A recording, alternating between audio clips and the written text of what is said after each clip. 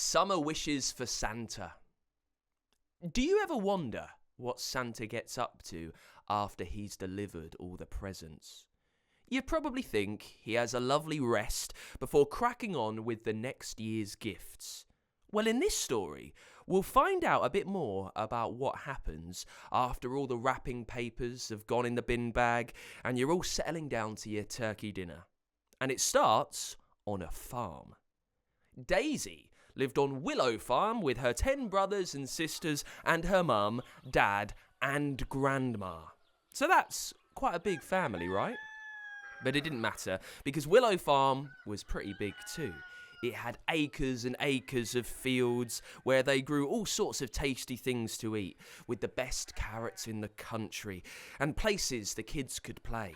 There were woods with trees to climb, a big pond where they watched the frogs, and a funny old scarecrow too, in the middle of a vegetable patch, who loomed high over the children's head on a 9-foot pole in his dungarees, checked shirt and a big floppy hat. It was a pretty good life. And even though it was summertime, Daisy found herself thinking about Christmas. Mum had been clearing out the attic and had been looking through the decorations and baubles, and so Daisy was beginning to wonder what she might get for Christmas herself. Well, if she managed to be good. Can you imagine how many presents you'd get under the tree with all those kids plus all the grown-ups? Quite a lot. But Daisy, like I said, was in a bit of a thoughtful mood. She was lying on the grass near the pond, watching the frogs. She'd got a favourite frog, who she called KEROPPI, as that's the sound he made. KEROPPI, KEROPPI, KEROPPI. He was small and cute, and Daisy watched him dart his tongue at passing flies, and she wondered if frogs got Christmas presents too. Then she laughed at herself because, well, of course they didn't. I mean, not everyone gets presents, but the frogs didn't. Horses didn't. Even Santa didn't get presents. This made her feel a little bit sad. Ugh, poor old Santa, KEROPPI. He delivers all those presents, and what does he get? Nothing. That's such a shame. I wish I could get him something other than a measly old mince pie. KEROPPI, looking small and cute, said, KEROPPI, but in a way that Daisy thought sounded like he agreed. What she didn't know is that a passing, mischievous elf was in the bushes.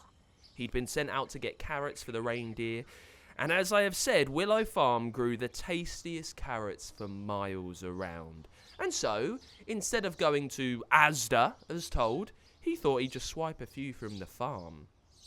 Presents for Santa, eh? Oh, nice kid. And he thought he'd tell Santa all about it when he got back, which he did. Santa was so touched that evening he spirited himself down to the farm and appeared in front of Daisy in a puff of snow. Santa! She exclaimed. Were you like 6 months early? Sorry to bother you, but I thought I would just say how thoughtful you were to think of me. My elf heard you wishing you could get me a gift. I just wanted to say there's really no need, but thank you, Daisy, for being so kind. Ho, ho, ho. So what would you choose for a present, though? She asked. Socks?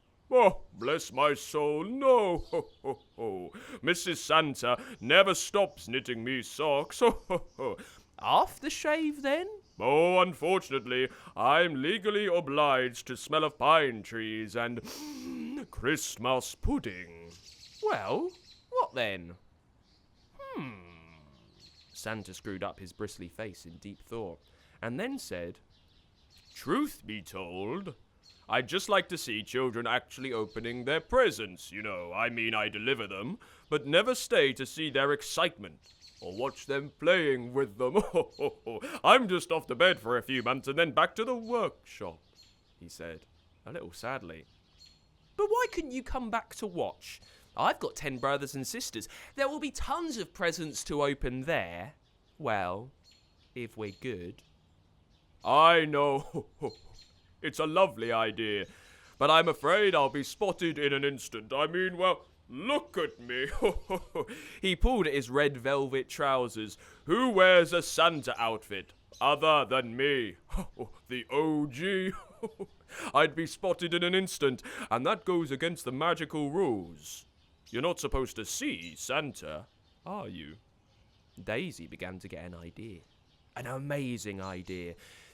What if you wore a disguise? I don't know. Say that you were looking for some work on the farm, and then you could see us all day. Again, he pointed at his iconic red hat with its white bobble, then pointed at his enormous red jacket with bells for buttons. Daisy thought he had a point. I mean, it's not that grown-ups would necessarily believe he was the actual main Santa, but at best they think he was someone in a fancy dress costume, and fancy dress costumes in farming really don't go together. Oh, I see what you mean.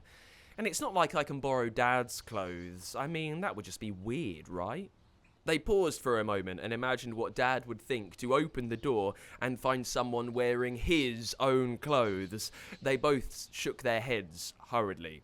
Yeah, too weird. Oh, well, it was a lovely idea. I suppose I'd better be going. But just before he summoned the snowy mist, Daisy yelled, "Stop! Hang on! I've got it!" Months later, just one day before Christmas, there was a knock at the door at the farmhouse. Farmer Willow opened it to find a very large man standing on the doorstep with a grin as wide as a dinner plate and a very, very bushy beard. He reminded him of someone, but otherwise looked fairly normal. "Can I help you?" he said, a little guardedly. I just wondered, if I might be able to get some work on the farm. Maybe, I don't know, on Christmas Day? You want to work on Christmas Day? No one works on Christmas Day. Well, you do, said the big beardy stranger. It's true. There was always something to be done on the farm, and so Farmer Willow said he'd be glad of the help, as long as the stranger joined them for breakfast. After all, it was Christmas. And that's what happened. Have you guessed who the stranger was? Yeah, pretty obvious, isn't it? Or it is to us. It was Santa. He got his wish. After a night delivering presents, he quickly changed out of his festive furs and put on his disguise. Plain dungarees and a checked shirt and a very floppy hat. He rang the doorbell on Christmas morning to find a flurry of excited shrieks and laughter as the children played with their new toys. Daisy was outside on her gleaming new bike and rang her bell over and again, and Santa beamed delightedly to see her happiness, and he felt he would burst with happiness too. But you might be wondering, how did he find a disguise in the end?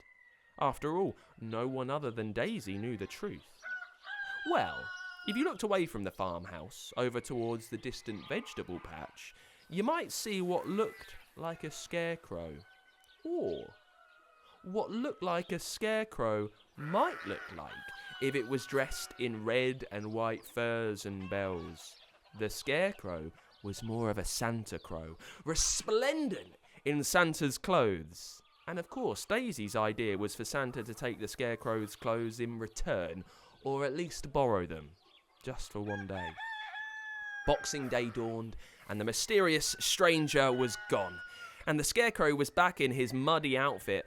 After all, Santa had to do a bit of weeding just for the look of the thing, and no one but Daisy knew the secret. And do you know what? Every year from then on, the mysterious stranger appeared on the farm to lend a hand and join in the festivities. And every year from then, a certain scarecrow got a very fancy new outfit. Well, just for the day. Thank you very much to Rowan, who created the character KEROPPI the Frog, using the StoryQuest creator character. Thank you, Rowan, for creating such an amazing, excellent frog, and thank you for getting me to do the voice too.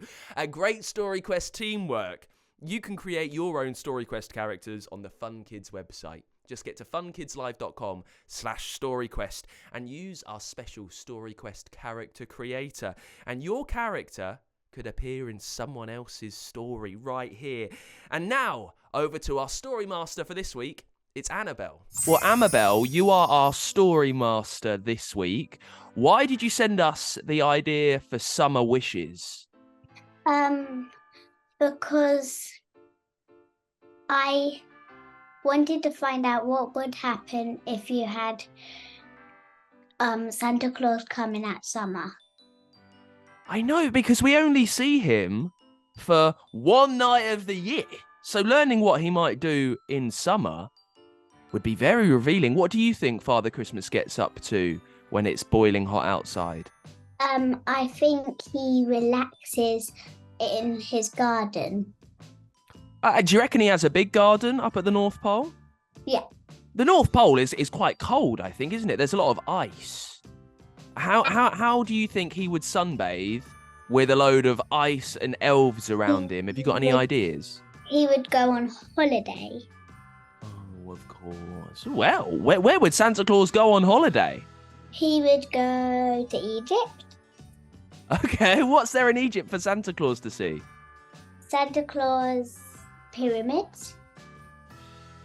Well, here's a question, Amabel. Father Christmas is pretty recognisable, right? He's got the big beard. He's a big chap. How do you think he might disguise so people don't know it's him? Well, he might go to parts of Egypt where people don't live. That's a good idea. Maybe he might sneak in. And when he gets back home, what do you think he does to chill out for the rest of the year when he doesn't have to be busy making toys? He might sit down and have a drink. Well, listen, Amabel, I've loved chatting to you about summer wishes, and I really hope you enjoy it. Got an idea for a story?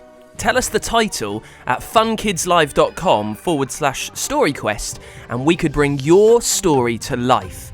For a new story each week, make sure you hit subscribe or follow so you don't miss a single episode.